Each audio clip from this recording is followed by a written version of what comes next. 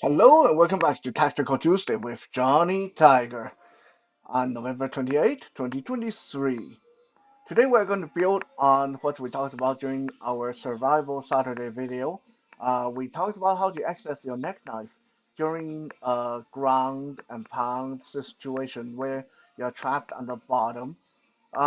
Today we're going to expand that and cover more angles and how to access your knife from different areas and what's the best tactic to deploy your knife in the self-defense scenario, such as when you're on the bottom. First, let me preface this by saying that I do not do this because I promote violence. I don't want people to feel that I think you should just pull out your knife at the slightest provocation. But I think when you're trapped at the bottom and the person's going to beat your face in or kick your ribs in or stomp your head in or do something worse to you, I think pulling out a knife is pretty justifiable at this point. But anyway, before we go into all that, let's listen to our sponsored message.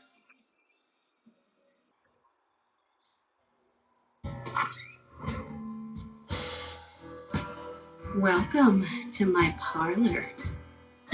oh, I mean, uh, Welcome, traveler, to the Hidden Corner Finds. I am Joanne, and this is my humble store. Pull up a chair, stay a while, make yourself at home. What? Oh, you want to know what I'm selling? Everything and anything.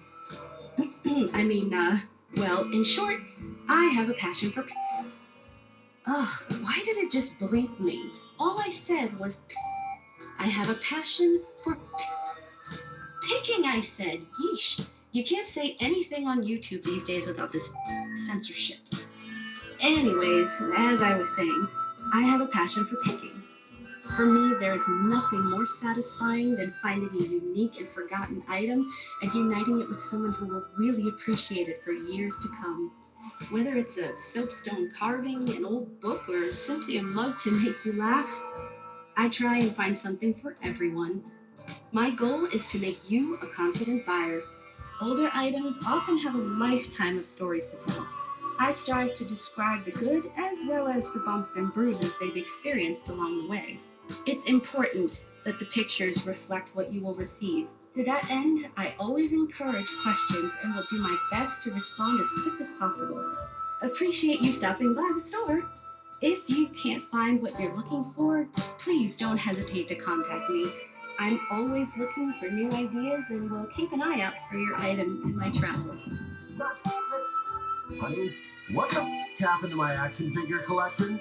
Whoops, gotta go. Bye.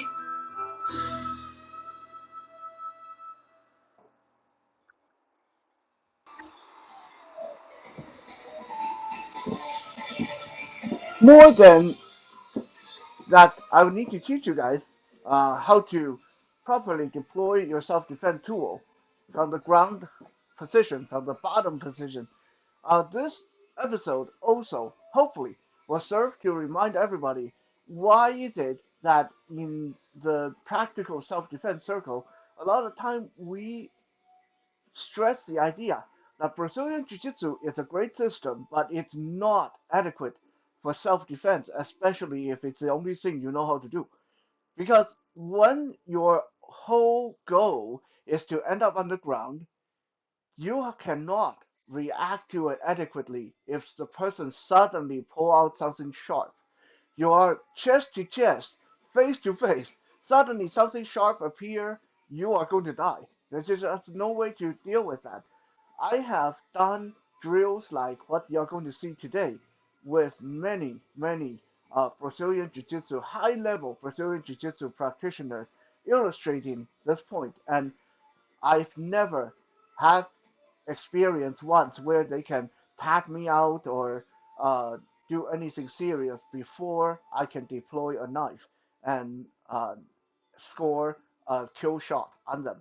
So this is just to illustrate that because even people who's really experienced, really high level with their Brazilian Jiu-Jitsu, people who can trounce me in the Brazilian Jiu-Jitsu match, no problem. Within under 1 minute, they can probably tap me out. Even people like that, have no way to defend against me suddenly come out with a knife. Okay, so this is just something to keep in mind. So we're going to bring our training partner in. We're going to get Wesley. Boy, Wesley is getting heavy. And we're going to go to the ground. Oh, because this is what we're talking about. The person's on top. You're in the bottom position. This is bad position to end up in street fight. Yeah? The person is punching you in the face or dropping down like that. Okay? All you can do to defend yourself. Even worse, the person might be 500 pounds. They might be trying to strangle you like this. They're just trying to choke you out. Right? What are you going to do? This is, again, let me say this again. This is why you do not want to have your self-defense tool, knife or whatever. You do not want that to be in your purse or fanny pack or anything silly in the trunk of your car, because it's not going to do you any good when you're here on the bottom of a very bad person, right? When you're down here, if you don't have it where you can reach it, then you might as well forget about it. It's not going to help you. Okay, so there's three things, just like our neck knife. A lot of this is going to be familiar. Three things to keep in mind when you are on the bottom and you're trying to fight for your life to deploy for that tool. Number one, don't be obvious. Don't be obvious. Okay. Now, some of you can see I have a knife here in my left sleeve because that's how cool I am. I'm a ninja, right?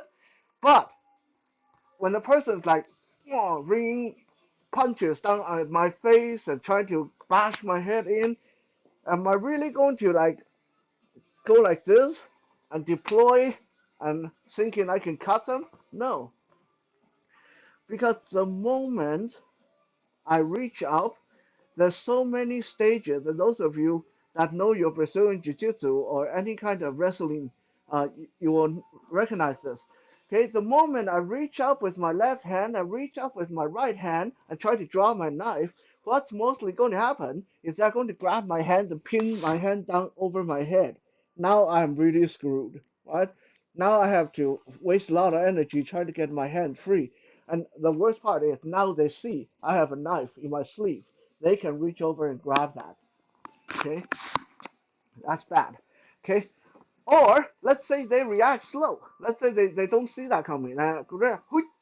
Pull out the knife and I deploy the knife. I go and cut like this. They drop my hand down. They drop their weight down on my hand. I stab myself in the face. So don't be too obvious. This is number one. I know it's very tempting to reach for that, to suddenly like to go for that knife right away. But think about it. Think how you can do this without them looking at you. Okay? So how would I do this in this case? How would I do this?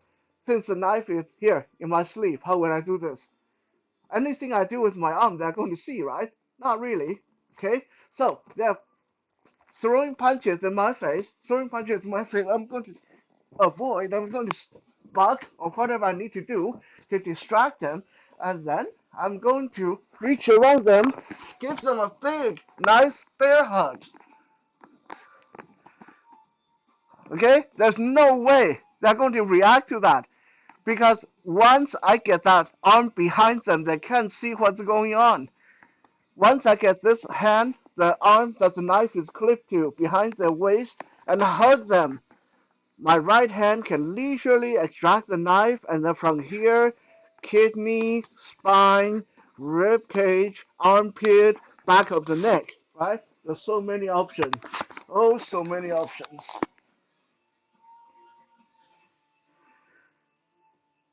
So, again, let me repeat that.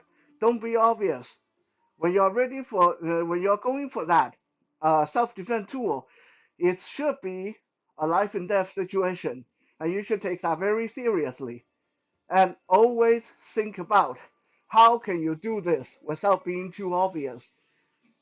Number two, those of you who have checked out the last episode, you will recognize You either want to restrain them, like I just did, with a bear hug around the body and whip out the knife behind them. You want to restrain them, or you want to distract them. Okay, restrain or distract.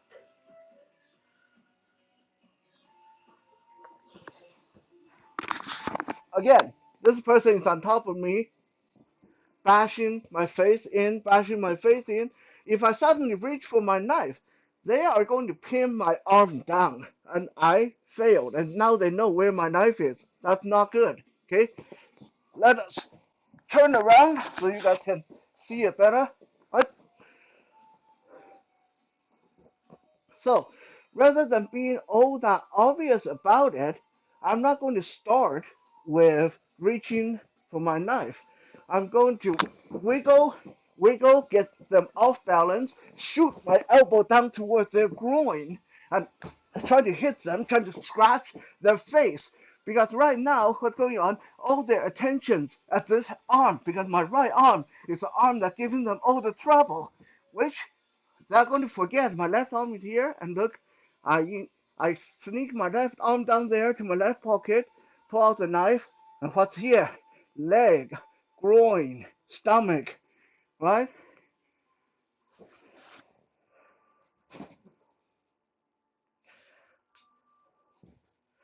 And I know, you guys, some of you that can see the screen and you're paying attention, you're thinking, that's not where you had your knife. You had it in your sleeve.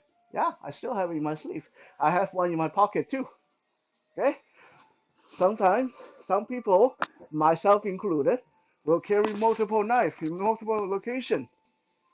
Okay, another example of restrain and draw, rather than being too obvious, is rather than going for the knife right away when I end up on the bottom, I will fight them using what little jujitsu I know to try to get my leg up behind them, because with my leg up behind their head, and I can pull out the knife in my boot without them even seeing what's coming. And what I have here, head, neck, face, anything I want, right? So by trapping them, restraining them with this by bringing my leg up, rather than trying to reach for that knife in my boot, which they are going to see that. They're going to pin my arm down or my leg down. I'm going to fail. Okay? I'm incorporate this into my jiu-jitsu move, triangle choke, and access my knife all the while. Right?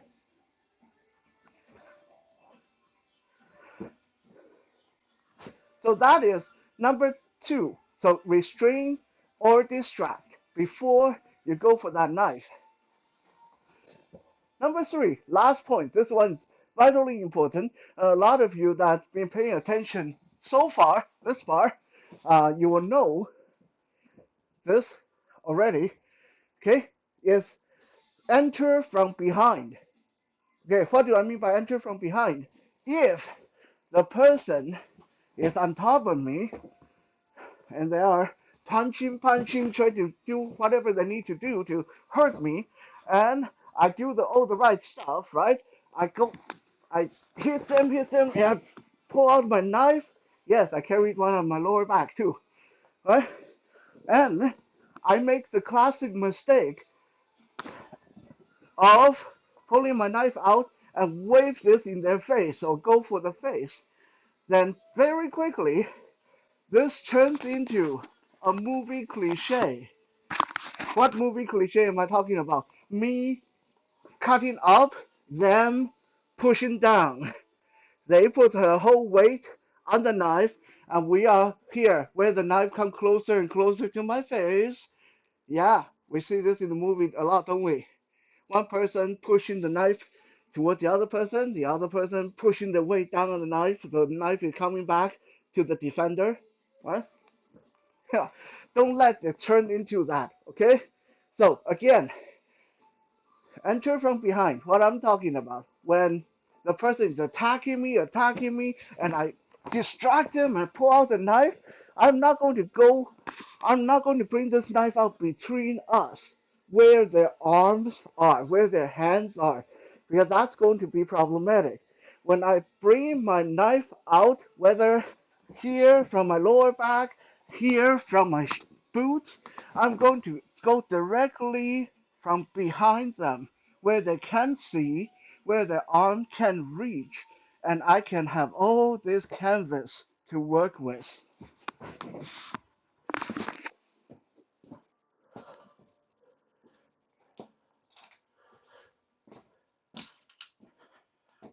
Yeah, I was carrying 4 knives, not me.